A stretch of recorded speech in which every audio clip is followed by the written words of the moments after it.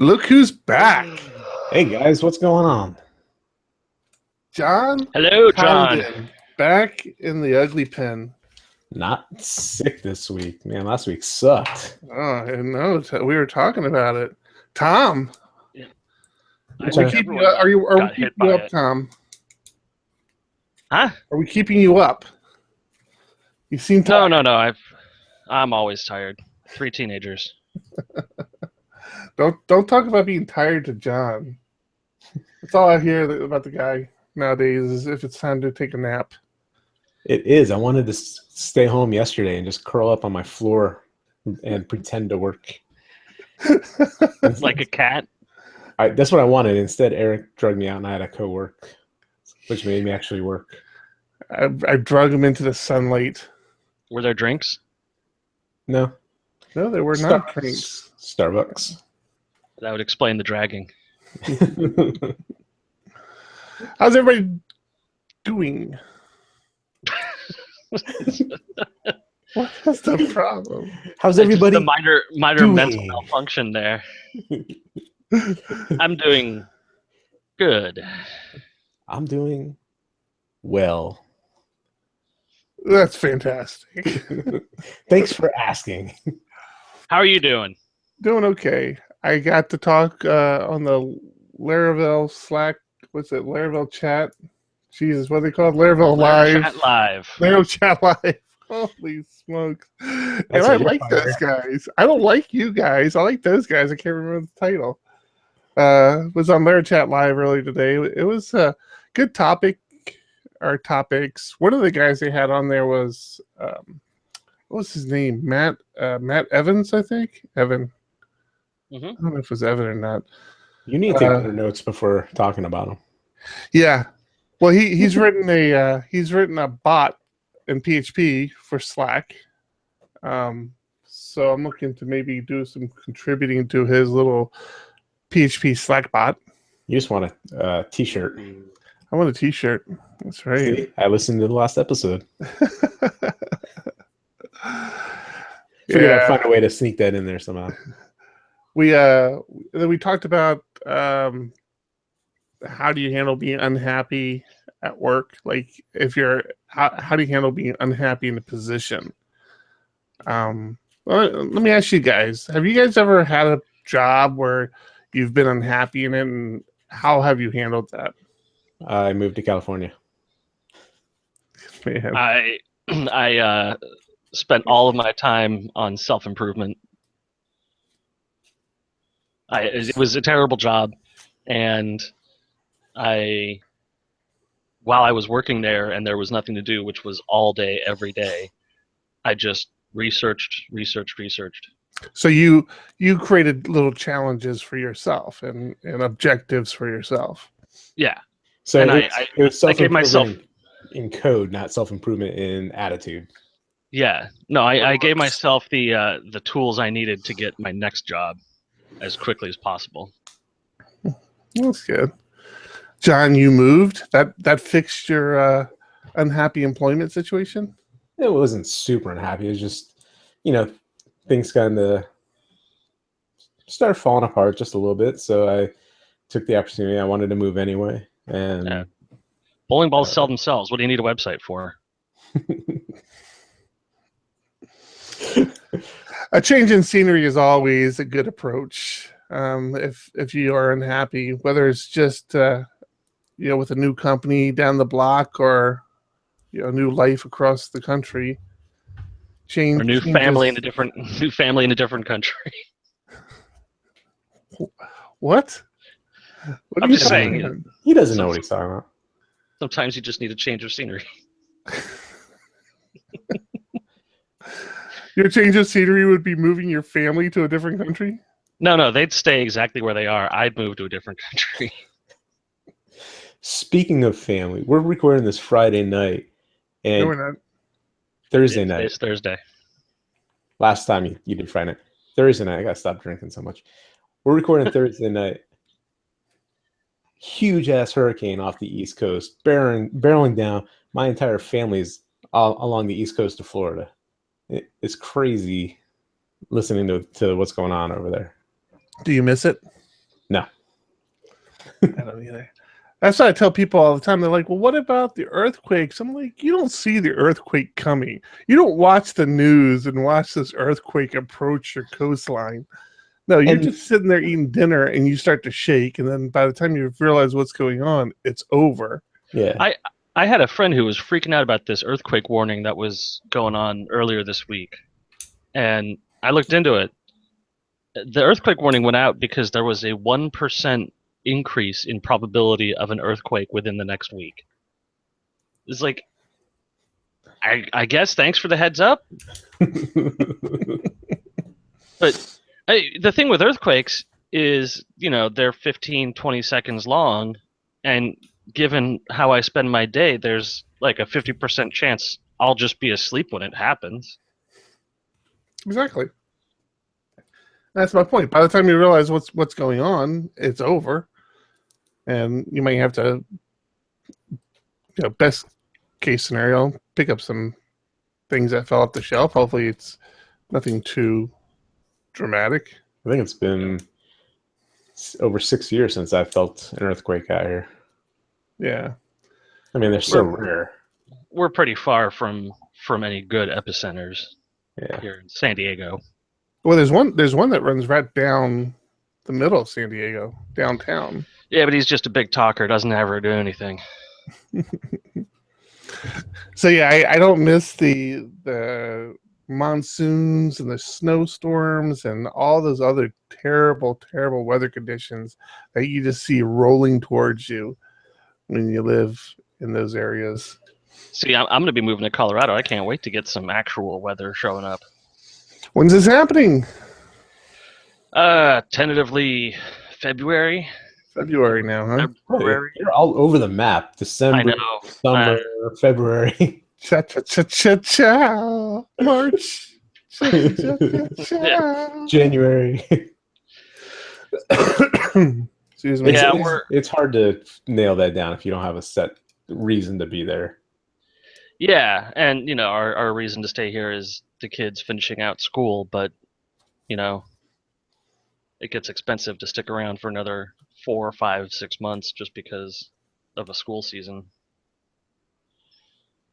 But hey, It's hard switching schools in the middle of a school year, though, for kids. Yeah, they'll figure it out. Avoid it if you can.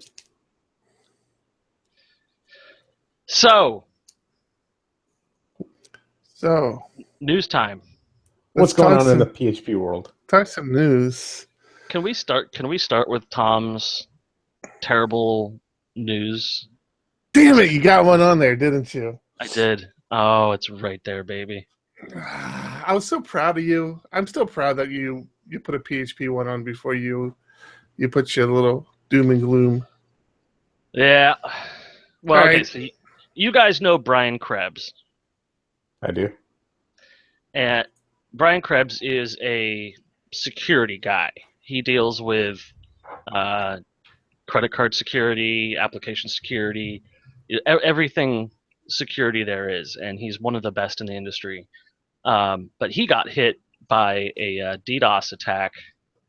Was it 2 weeks ago?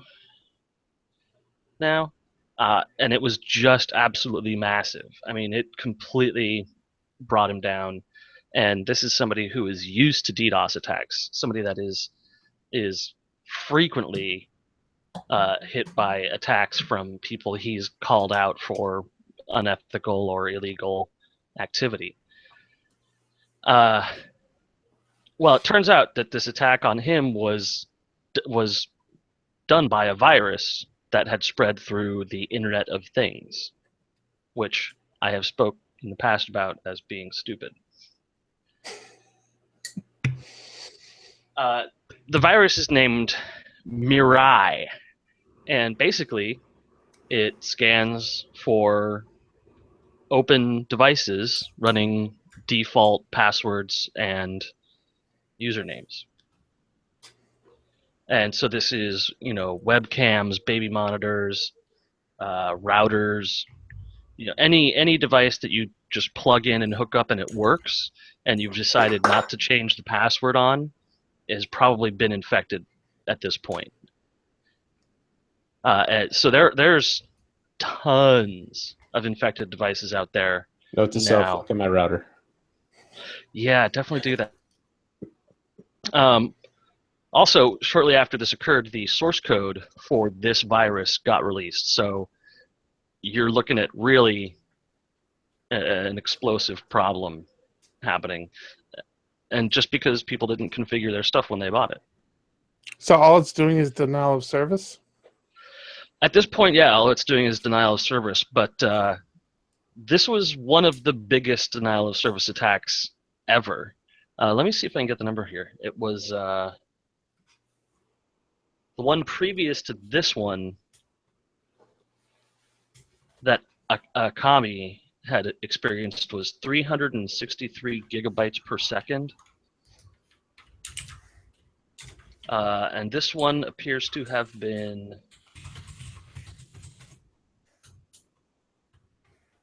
Boy.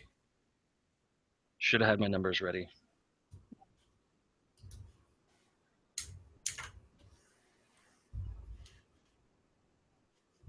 ...665 gigabits per second.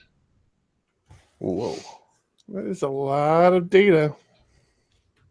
And it's just junk data. I mean, it just brings down the pipeline. And I believe the provider dropped Krebs' contract because of the attack. No, it looks like Akami had taken measures. Still, I mean, massive amounts of data. So what was the device on his network that was hit? It was his website that got hit, but it was everyone else's devices in the world that were DDoSing it. I see what you're saying. Yeah. Yeah, there was news a while back about Google query strings you could type in to pull up people who had unsecured webcams and stuff. Yeah, I remember that. Yeah, so basically someone wrote a virus around that concept. And now everyone has it because the source code's public. Yeah, that's what happens. So yeah, that's my my terror moment. Be afraid. All your devices have been compromised, and they're being used to bring down your system. I love how there's a username and password list, and I love how it's censored.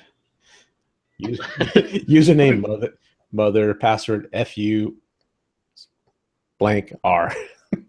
Oh really? I missed that one. Must have been mother father. Oh, I don't think it was father because it's you. Hmm. Mm-hmm. Maybe it was German for father. I was never good at the Wheel of Fortune or Mother Führer. There you go. Yeah. So we've been talking about PyroCMS and their move to Laravel, if you recall. Talked about it a couple times. You seem a little bored by this. You gotta punch it up. I gotta touch it up a little bit. I'm distracted. I'm not gonna lie to you guys. I'm distracted. I had a really good conversation with a friend earlier today. What were we talking about? He brought up a topic that I wanted to make sure I talked about on the show. And now that we're here, I forgot to write it down. Now that we're here, I can't remember what the topic is, and I'm really kind of kicking myself about it. But it's frustrating me. I'm trying to push through it right now, and I'm not doing a very good job at it. So that's why I'm a little distant right now. I'm hoping this is going to kick in before the show's over. But Ryan Thompson, who is not my very good friend, he is basically the brain trust behind PyroCMS now. He's not your friend. You just don't know him personally. I think he would like me if we got a chance to talk. I feel like he would embrace me, call me his brother, and we'd do great things together. But as it stands right now, he doesn't know who I am. And it'll probably remain that way for some time. Until he sees you in his bushes. Yeah, so until you get caught, basically. Brain trust behind PyroCMS now. He's really the head developer of PyroCMS and the maintainer of the new Laravel code base, Pyro version 3 and above. There's a great article published in Laravel Daily Team conversation about him. He goes into a lot of the decision-making process around moving PyroCMS to Laravel, moving it off CodeIgniter. He talks about some of his interaction with Phil Sturgeon on the topic. Really good, just general conversation with the guy. How close they were actually to just letting PyroCMS just die on the vine and going off and maybe developing another CMS system. And they decided, he had decided that they wanted to try to save it and made the effort to migrate it to Laravel. So good discussion. Worth the read. PyroCMS, I think, could become one of those staple Laravel solutions out there, kind of like a WordPress but better for Laravel. I like to see it grow into that, and I'm hoping that happens. I keep loading it up. I keep playing with it. Obviously, as a Laravel developer, it's very approachable. There's not a lot of add-ins right now, not a lot of themes, not a lot you can do with it out of the box, which is kind of something you kind of need out of a CMS. But it does look like it's going to be very extendable, very easy to code to. So what kind of stuff have you done with it so far? Nothing. I mean, I looked at actually using it for the PHP Ugly site. Looked at using it for our company blog. And I find myself in the same position. I spin it up. And as it stands right now, it's just basically a skinned Laravel install. I mean, it's a PyroCMS, but there's not any plugins for it. There's not a whole lot you can do with it without having to write the stuff yourself. I guess all that's coming here. He's talking about they're working on the marketplace for it. But I keep firing it up and I keep getting in there. I'm tempted to use it because, like I said, it's exactly what you expect out of a Laravel install. It's Laravel. Unlike October CMS, when I deployed that, if you hadn't told me, if you hadn't told me that was Laravel, I wouldn't have believed you because it was very fragmented, wasn't following any of the Laravel standards. Very tough to follow. But PyroCMS is straight up Laravel install. I can't remember. I believe they don't use the blade templates. I think they use Twig, which isn't completely uncommon in the Laravel world, but it's one of the things that breaks from your standard install of Laravel. And I could be wrong on that because I was looking at a couple of them, so I might be wrong on that point. But I believe Pyro was the one that was using Twig and not Blade for templating. Yeah, and Pyro's been very active keeping up with Laravel versions as well too, which is nice. They're on 5.3 actively. Yeah, they upgraded not too long after Laravel 5.3 was released. So that is good stuff. I'm Speaking of 5.3 releases, looking for a lot from the 5.3 releases. 5.3 is already released. 5.3.16 is out. It seems like just yesterday 5.2 was released. It wasn't. It was 5.3. I know. I hear you. But they're blowing through version numbers quickly. Yeah. They're going to run out of numbers soon. This is a big one, though. The current version of Laravel is 5.3.17 as of earlier today. Okay, but 5.3.16 was an important release because that's where the scaffolding, the JavaScript scaffolding worked with Vue.js version 2.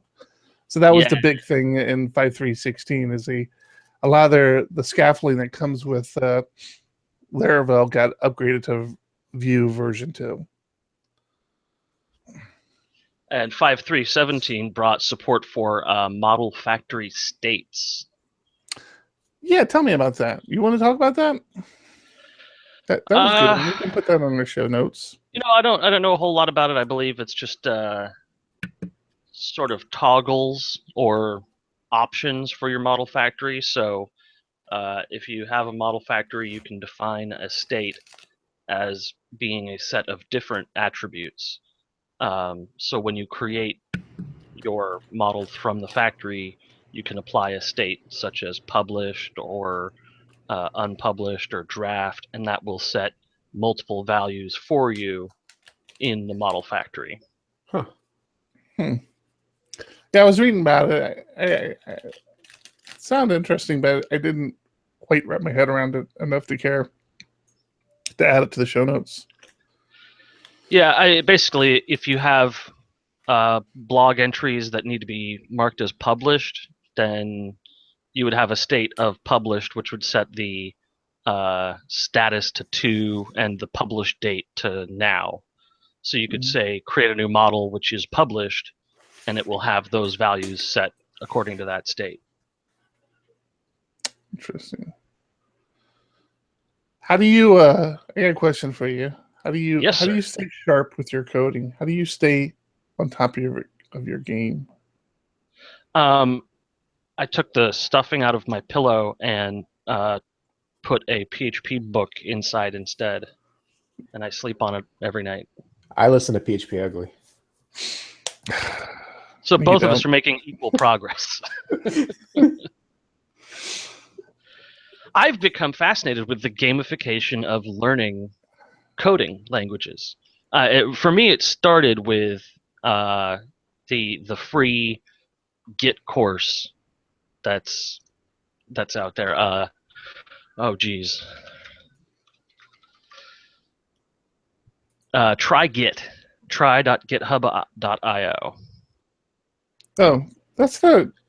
Yeah, that's just more of a tutorial on how to use Git. Yeah. So the reason it started here was because you got, awards for finishing certain steps in the process. It walked you through it on the website and not through just a list of instructions to type into some other IDE or anything like that. The whole thing is in a single package. And I've seen more and more sites come up that are gamifying this even further. And a recent one called Codewars has added support for PHP. This was fun. So I saw you post this to the Trello board. I'm like, oh, I gotta check this out. I looked at it. I'm like, all right, I'll sign up. You can't even sign up for it without passing a couple of tests. You Nice. weren't on Codewars before with like JavaScript and the other languages they support? No, not 'Cause me. It's been around. Yeah, because it's been around for a while. I was It's surprised. not PHP. It's not for me. I was surprised that they didn't have PHP support. So that's Yeah, I see they got like Bash on here. They've got even some of the newer things, Swift. Yeah. So you're on it already, John? I am. I just thought it was fun. I went to sign up. At first, I thought something had gone wonky about the JavaScript on the page because I hit sign up and then it pulled up like the little terminal for me to solve a problem, and I'm like, oh no, I'll solve the problem, but I want to get any points that I'm going to get for solving the problem, so sign me up.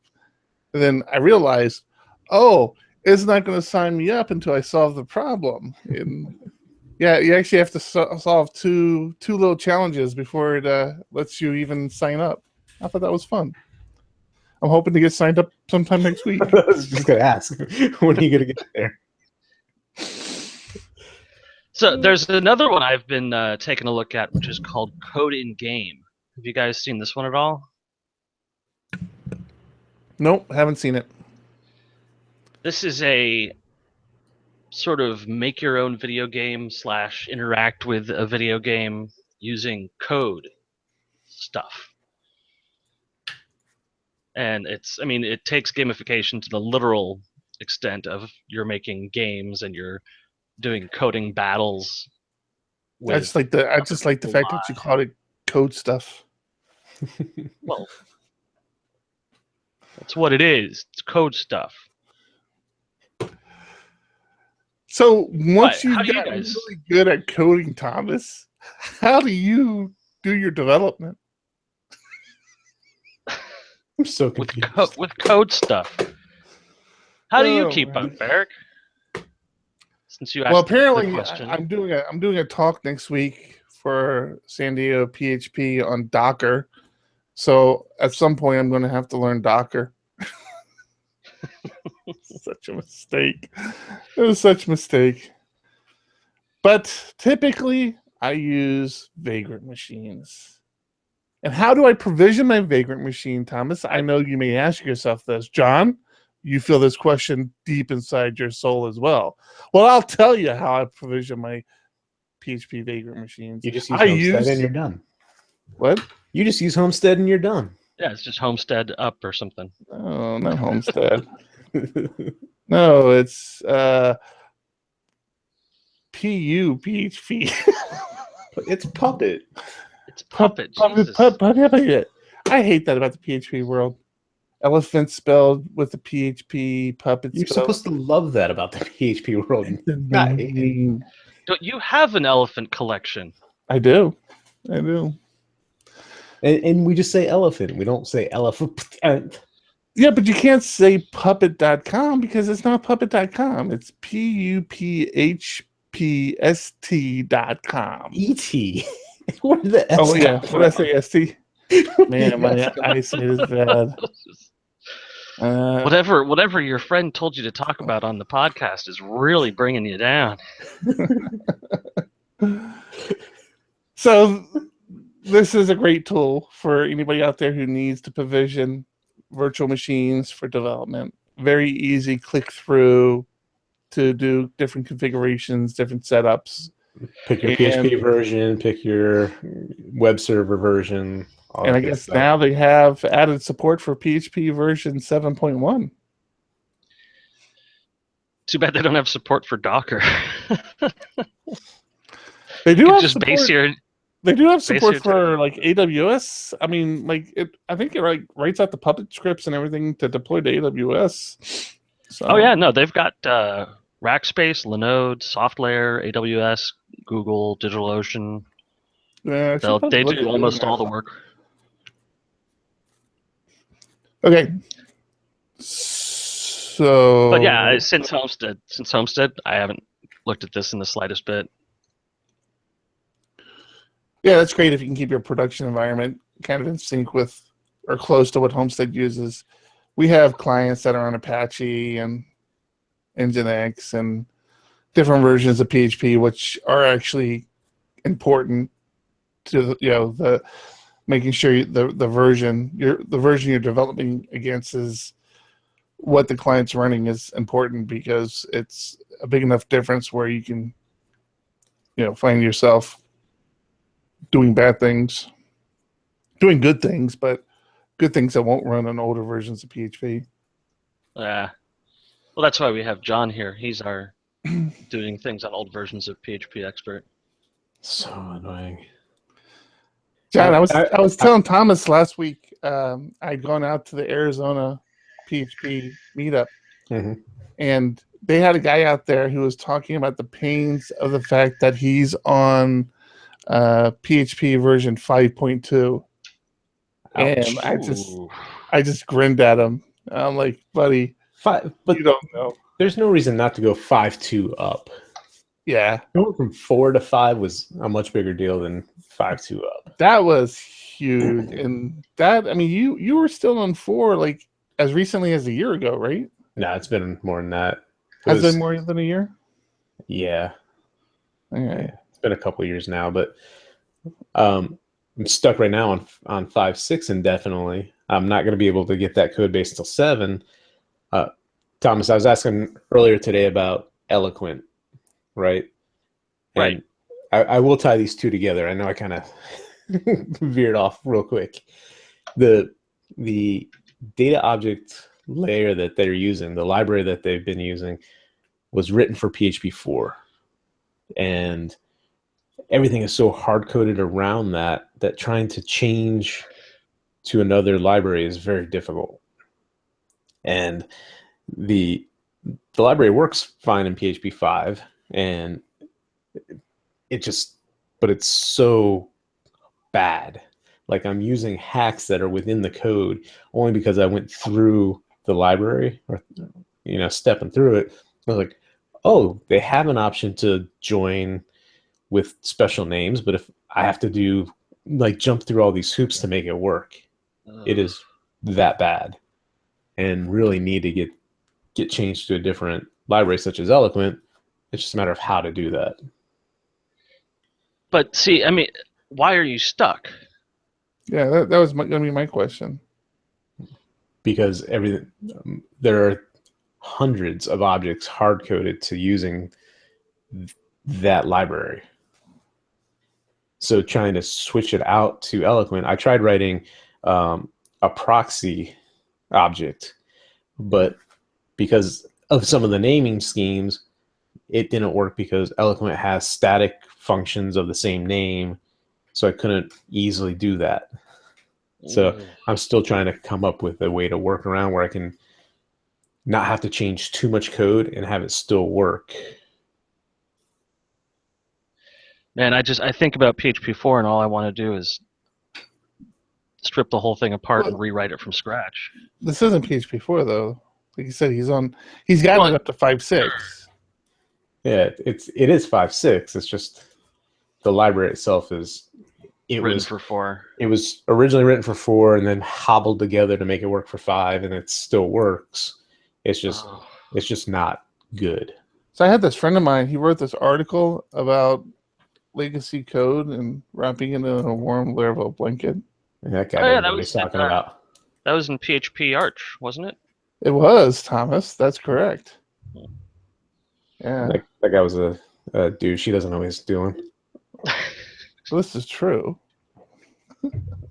I'll get there. I'll figure it out. It's just a matter of time. There's other fish to fry, and that's because it's such a big impact on their code base. They're really worried about making that change anyway. So I gotta be productive in other areas before broaching that subject again. Thomas, we keeping you up? I'm telling you, Thomas. Yeah. You know how it is. Long day of seeking down a single character that's affecting your entire system. Was that character you? No, it was an Let me guess. A G. Oh, crap. You spoiled it. I was going to go with a G. No, I was having trouble getting CSRF working on my system. And spent hour and a half trying to track down why I attached the middleware and it still wouldn't execute. And it's because the middleware has an exceptions array of where it won't run if you enter a file in there. And somebody had added star. That'll make sure everything's okay. Yeah. That was fantastic. All right. Well, I am at a loss. I can't think of what it is I wanted to talk to you guys about. It was deep, it was insightful, it was meaningful. Artificial intelligence. Westworld. What? We're not getting into TV reviews.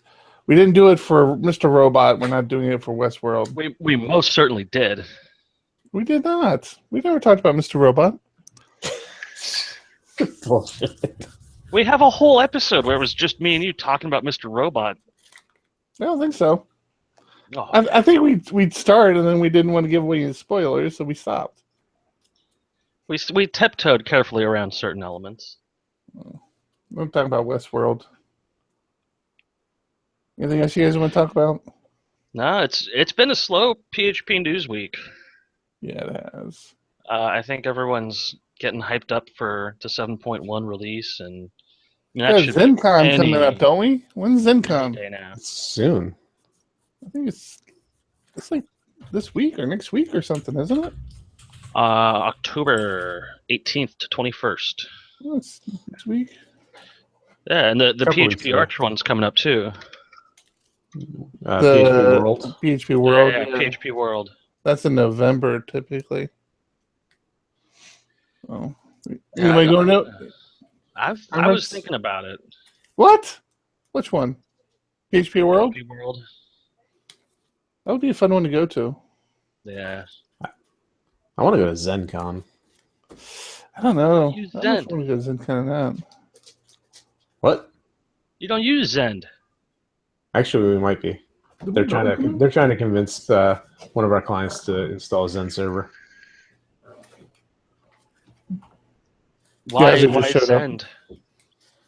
I don't know. Why not Zen? Commercially supported, Yeah. company backed. They make tools, they make frameworks. So he contacted them when we were having those seg fault issues, which happened again today out of nowhere. Hasn't happened in a long time, and all of a sudden today, we're gonna just crash. So he contacted them, trying to get them to start looking into things, and they were recommending running Zen server. Of course. That Really, doesn't make sense at all. Oh, unusual. I would have thought they would have preferred a .NET server or something. Yeah. Well, I mean, they kept trying to tout all the positives of running it and the constant profiling of your application. I don't know enough about it. I've never run it. I've ran it before. It's nice. I mean, especially if you have where it really shines is if you have administrators who are administering the server who aren't PHP developers, because it adds some really nice interfaces for them to manage the PHP server, and them not having to be PHP experts themselves. They just have to understand the Zen server and how to change settings and things like that. It's a nice tool. If you can afford it, and you're a PHP shop and you make a living off PHP, I don't know. I wouldn't have a good excuse for you not to invest in it. But it is an investment. I mean, it does cost money. Yeah, I mean it's a lot of money. Yeah, but it's no more money than any other application server, and you get the same thing. You get the support, the commercial support, and all that other fun stuff. So I have a question for you then. What's your guys' most expensive software tool? That's a good question. Probably Slack. Slack is definitely. Oh yeah. How much are you guys paying now on Slack? Way too much. Yeah, I'm not sure. They do it by active users and So it's a moving scale. and you prepay for a year in advance based on that. So it's hard to tell exactly what they're taking out, but That's a nice business scheme. Yeah, I'm not sure. I think personally, I think it's probably Storm, PHP Storm. I pay for a license for that. But that's $50 a year. That's not that bad. Yeah, that's right. It's not that bad after you get that first year out of the way. DigitalOcean, we're paying a decent amount to every month. Yeah, That's just hosting. Yeah. yeah. Now you got me curious. I'm going to look. Yeah. As far as tools go, I think Storm is the only tool I pay for. Well, I mean, as a business, we pay for GitHub. You're thinking services. I think Thomas is asking like as a developer the tools you use. Oh. Well, that is an interesting question though. Is you guys, as a company, have a lot of things that you have to pay for that are just project management or HR stuff like that. Yeah. I've never really thought about it. Yeah, we pay for a project management system. We pay for Slack for communication, GitHub for repos. We even flip the bill for a lot of our developers for things like Laracast. We have a Laracast team account so that we can make sure our guys stay current with new things. Podcasting Press. Oh my Podcasting. gosh. Yes, we sponsor this podcast, which is probably the biggest business mistake we've ever made. And I've seen some of the mistakes. That's impressive. You hired me. A lot of, and that's not even getting into the fees you have to pay to even be a company. You know, the fees you pay for being an LLC and all this fun stuff, taxes and insurance. Was there anything that just surprised you guys where it ended up being an expense that you had no idea it was going to be a major expense? I don't think anything really jumped out that much. I think the insurance was kind of sucked because we were just like, we needed it. We had clients that, it was a requirement that we had it, and it just doesn't feel like it's something that we're going to use. But I don't know, nothing was. I think the biggest thing we paid for that we were kind of second guessing ourselves on was office space. Yeah, it was definitely necessary at the time. It was the fact that we signed a year lease and didn't need it for a year. The whole insurance thing, I don't know that we'll ever use it, but I definitely feel better having it now. Yeah, I feel better having it for sure. What does it cover? Liability. So if a client comes to us and says some code we wrote cost them a gazillion dollars, the insurance will step in and help mitigate that. And if we are found at fault for it, and of course they won't pay whatever it is, but it's just an additional layer of protection. And clients like to see it too, because it means you're not just kind of running by yourself, just half cocked and doing whatever you want. You're paying somebody to kind of have your back. Does the insurance company put any restrictions on you? Like, do they watch over what you're doing at all? No, it's general liability insurance. Yeah. They ask basically roughly your annual sales and all that, but there's no oversight. Yeah. It's not like they're coming in doing code reviews wondering if we're writing secure code or not, because it's not necessarily just about code. It's any company can have the liability insurance. I have dealt with that, where we had a company come in and go through our trash, make sure stuff was shredded when it was supposed to be shredded, and that can be a real pain in the ass. Well, that sounds more like compliance, right? Like that was a credit card compliance thing. Right. So that's a whole nother level. Okay, well, I guess we will take this opportunity to wrap this show up a little early today.